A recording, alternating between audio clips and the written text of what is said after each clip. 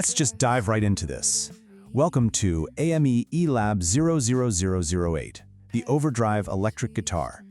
I am absolutely super excited about this one, so we are skipping the preamble and jumping straight into the deep end today. Let's get right to it. So, here's the big question for today. Can AI truly feel the warmth of an overdrive guitar tone? Like, can it actually capture that specific emotional register? That's the core of what we are doing in this explainer. Our objective is to observe exactly how moving to an overdrive tone changes the whole vibe. We're looking at a softer, more compressed form of signal clipping, and we want to see how that single change in tone, going from a heavy crunch to a warm overdrive, totally shifts the emotional register, the genre association, and the arrangement behavior of an AI-generated composition. Okay, to set the stage, let's look at our experiment settings, kind of like a producer reviewing session notes. Our target genre here is indie folk rock, really leaning into soft rock. We've set the BPM to exactly 84, which gives us this amazing mid-tempo, flowing, entirely unhurried drive.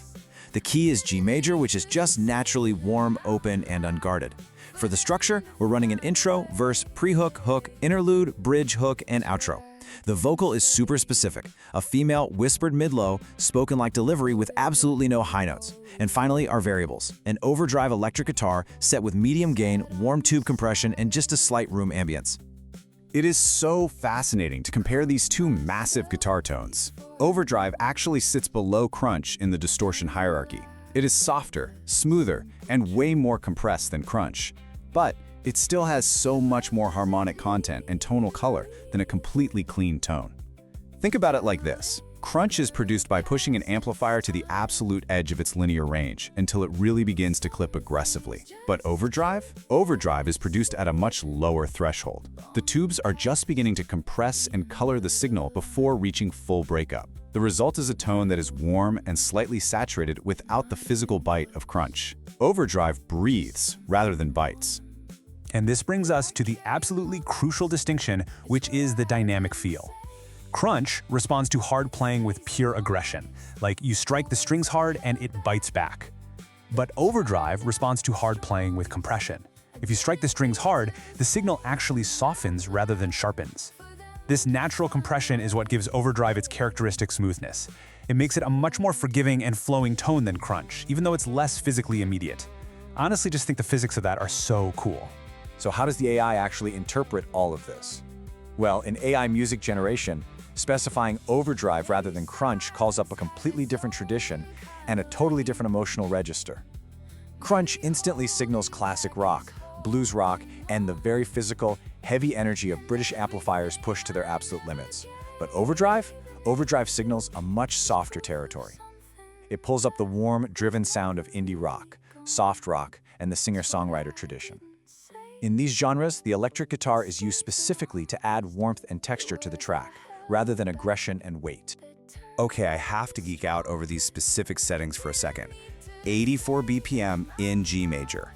This establishes the absolute perfect emotional context for overdrive's character. G major gives the overdrive experiment warmth and forward movement without any heavy weight. Why? Because G major is literally the most open and naturally warm major key for an electric guitar. The open strings of a standard tuned guitar resonate sympathetically in G major, which gives the tone this gorgeous natural richness that doesn't even require extra production support. And the tempo is so critical. At 92 BPM, this song becomes way too driven for overdrive's flowing character.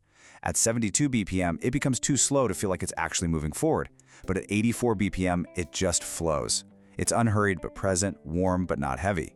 Plus, for our female vocal in that whispered mid-low range, G major puts both the voice and the overdrive guitar in the exact same tonal register. They are both warm, mid-range focused, and moving forward without any aggression. To really understand this, we need to look at how the instrument physically works. What makes overdrive so special is tube compression. Overdrive is the softest form of signal clipping in the electric guitar distortion family, sitting well below full distortion. It happens when a tube amp is driven just enough to compress and color the signal without hitting that hard clipping threshold. At these overdrive levels, we get what are called even-order harmonics. These are the frequencies that add real warmth and musicality to the signal. What's largely absent are the odd-order harmonics. Those are the ones that add harsh grit and edge. So the result is this incredibly warm, full tone that is harmonically enriched but definitely not distorted. And as the signal approaches that clipping threshold, the amplifier's tubes literally begin to limit the dynamic range. Loud notes are brought slightly closer to soft notes in volume, and the attack of every single note is gently softened. And I want to be super clear here. This is not the mechanical compression of a studio compressor unit. This is tube compression. It's a completely natural, highly musical softening that smooths the dynamic response of the instrument and gives it a flowing, sustained quality. This is exactly why Overdrive sounds so incredibly good under sustained melodic lines and flowing chord work. The compression acts like glue. It holds the notes together, gives them continuity, and totally prevents the hard, choppy attacks that would totally ruin a flowing progression. If we are talking Overdrive, we absolutely have to talk about the legendary pedals that create it. The Ibanez Tube Screamer is easily the most iconic overdrive pedal in popular music. Players across blues, rock, and country use it to add harmonic warmth to a clean or mildly driven amp. The Tube Screamer has this characteristic mid-range boost. It emphasizes the frequencies right between approximately 500 Hz and a kilohertz. This gives it a warm, slightly nasal quality that magically cuts through a mix without ever being harsh. That boosted mid-range is exactly why Overdrive is so associated with blues lead playing. You can hear a single-note melody clearly above a full band without needing crazy high volume. And we also have to mention other absolute legends like the Boss BD2 Blues Driver, the Fulltone OCD, and the mythical Clone Centaur. Each has its own unique harmonic character, but they all produce that core overdrive quality, warm compression with harmonic enrichment rather than aggressive clipping. In the world of AI music generation, telling the AI to use overdrive associates the instrument with a softer and warmer range of genres. Blues, soft rock, indie rock, country rock, and the acoustic electric singer-songwriter tradition all completely rely on overdrive as their primary electric guitar tone. Again, the goal here is warmth and texture rather than aggression and weight. So the crucial point is why we selected overdrive for this specific variable position. We chose it because it occupies the precise middle ground between a completely clean tone and a heavy crunch tone. These three tonal concepts together, clean, crunch, and overdrive, map the entire tonal spectrum of the electric guitar from its most transparent to its most physically driven. Overdrive beautifully demonstrates that exact middle point, an instrument that has moved beyond pure transparency but absolutely has not yet reached aggression. And the tone fits the lyrics perfectly. Think about the composer's perspective here.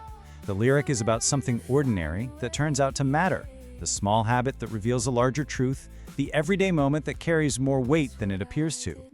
For a lyric like that, overdrive is exactly the right tone. A perfectly clean guitar would make it feel too precise, a little too exposed. A crunch guitar would give the track physical weight that the delicate lyric simply doesn't need. But overdrive? Overdrive makes it warm and slightly driven. It is present without applying pressure and emotionally textured without being demanding. Okay, so when you actually listen to the track, here is exactly where you should focus your attention. The overdrive guitar appears totally alone in three specific places: the intro, the interlude, and the outro. When you hear those sections, I really want you to listen for that compression that defines the tone. Notice how the notes do not arrive with a sharp attack of a clean guitar, and they definitely don't have the aggressive bite of a crunch guitar. They arrive softly. The attack is beautifully rounded by that tube compression, and the notes actually sustain longer than either clean or crunch allows. Also listen closely for the harmonic warmth, that slight fullness beneath each note that comes from the even-order harmonic enrichment, completely avoiding the grit of odd-order harmonics. In this context, the overdrive guitar does not demand your attention, it warmly invites it. And you know what? The results of the experiment were so revealing. The AI's response to the overdrive specification produced a track that sat right between clean and crunch in ways that were both totally predictable but still super fascinating. The production was noticeably warmer than a clean setup and far less physically forward than a crunch setup. The rhythm section felt present and grounded but totally avoided feeling heavy. The overall mix just leaned completely into warmth rather than transparency or aggression. But the most revealing aspect, and honestly my absolute favorite part of the whole experiment, was how the overdrive tone totally changed the relationship between the guitar and the vocal. With a clean tone, the guitar sits beneath the vocal with precision, supporting without competing. With a crunch tone, the guitar sits right beside the vocal with weight, actively sharing the emotional space. But in this overdrive experiment, oh my gosh, the guitar wraps around the vocal. The warmth of the compression and that harmonic enrichment creates this gorgeous tonal environment where the vocal feels held rather than just supported or accompanied. That specific quality, holding rather than supporting, is entirely unique to overdrive. It's a production relationship between instrument and vocal that neither clean nor crunch can ever produce. To really ground this in reality, let's look at some reference tracks across different decades where overdrive defines the presence of the song. First up, Stevie Ray Vaughan's Texas Flood. This perfectly demonstrates the overdrive tone at its absolute most expressive in a blues context. He famously ran an Ibanez tube screamer into a driven Fender vibroverb, producing that incredibly warm, sustained quality that separates overdrive from crunch while keeping all the emotional directness of blues. For our specific combo of G major, a mid-tempo beat, and a warm vocal, John Mayer's Continuum recordings are literally the ultimate masterclass. They show exactly how overdrive electric guitar functions in a contemporary pop-soul context. It's warm, flowing, and harmonically rich, without the physical weight of crunch, sitting right beneath and around the vocal rather than competing with it. Let's complete the picture with our indie and acoustic references. In the indie folk rock context, look at the National's guitar work. It brilliantly demonstrates how overdrive can add profound emotional texture to a production that's built around a really restrained vocal. The warmth of the overdrive creates incredible depth without adding any density.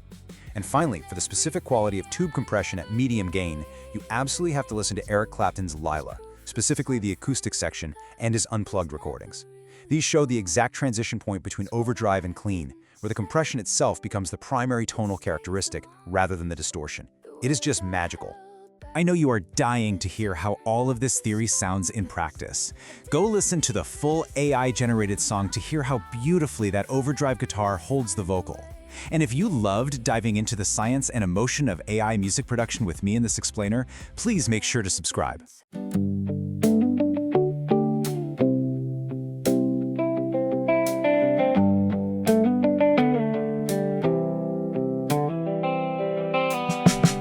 I drive the same road every evening,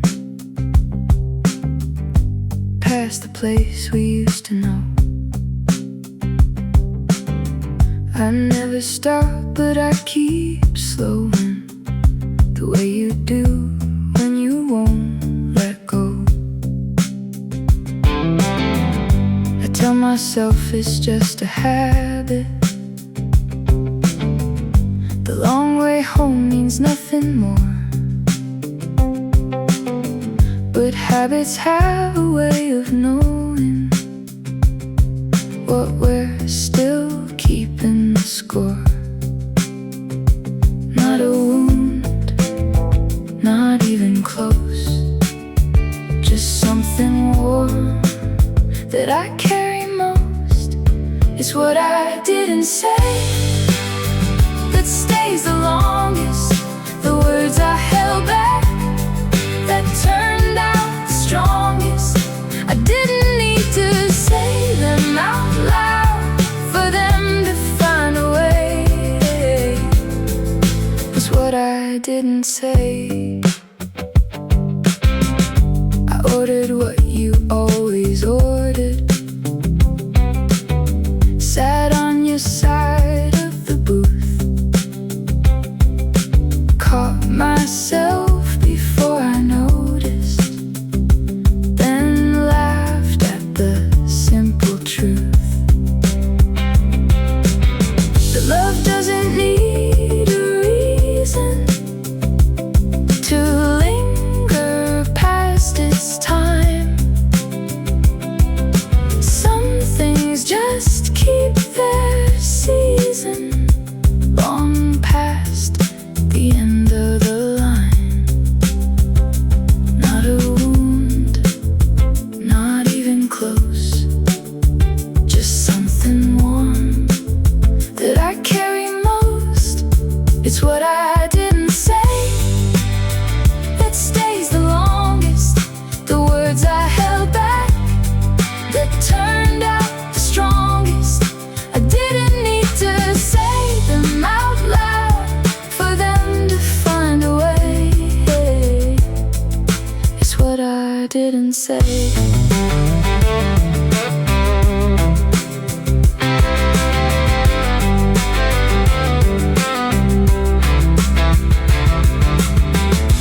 Maybe silence has its own kind of language. Maybe holding back is holding on. And everything I never gave a name to is proof of something that was never really gone. It's what I didn't say that stays the longest. The words I held back that turned out the strongest. I didn't need to say them out loud for them to find a way.